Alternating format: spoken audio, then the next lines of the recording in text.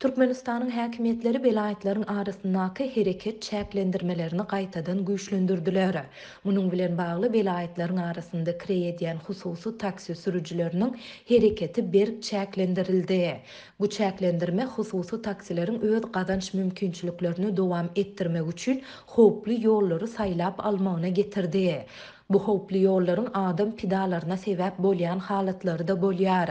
Bu barada Azatlyk radiosynyň habarçylary Aşgabatdan maglumat berdiler. Soňky 2 hepde bäri ýurdun içindäki hereket berk çäklendirildi. Şondan soňra welaýetlaryň arasynda ýa-da sebitlerden Aşgabada kirey edýän hususy taksiler ýolsuz ýerlerden ýol ýasap öz işlerini dowam etdirýärler.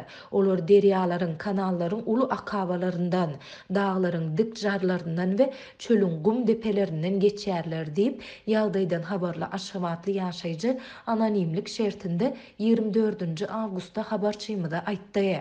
Adatlyk ýurdun içinde hereket çäklendirmesiniň gaýtadan güýçlendirilmeginiň anyk näme bilen baglanyşyklydygyny häzirlikçe anyklap bilmedi. Bu barada ýurdun içeri işler ministrliginden hem maglumat alyp bolmady. Ýöne habarçylarymyz çäklendirme sebäpli ýolsuz ýerlerden sürmäge mejbur bolýan hususy taksi sürüjileriniň hem özleriniň hem de ýolagçylaryň saglygyna hatda ömrüne uly howp awandyrýandygyna aýdýarlar.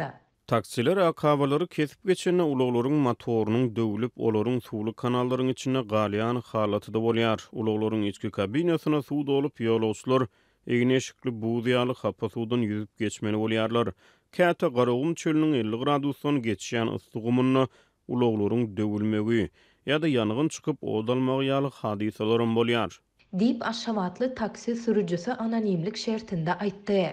Geçen hepde hususy taksilerin hyzmatyndan peýdalanyp Daşowdan Aşgabada gelen bir denan özleriniň ulagynyň Malyap kanalynyň ortasynda döwülmegi netijesinde iňi 110 metr çemesi ululugyndaky kanaly ýüzüp ýa ýörep geçmeli bolandyklaryny aýtdy. Taksilerin kanaldan geçen böyle o diyen çuň bolmasa da ol garry ýa ýarawsyz adamlaryň ömrüne howp awandyrýar.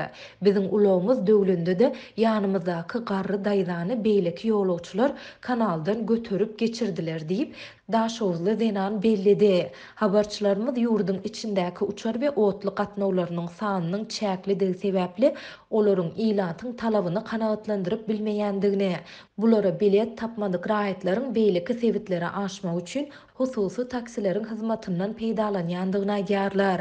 Olaryň sözlerine görä howply ýollaryň adam pidalaryna sebäp bolýan halatlary da bolýar.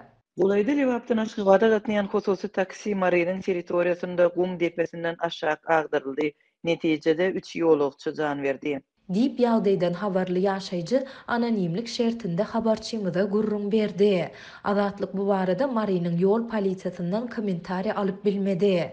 Türkmen häkimetleri ýurdun içinde ilatyň we hususy ulaglaryň hereketini wagtal çäklendirýärler.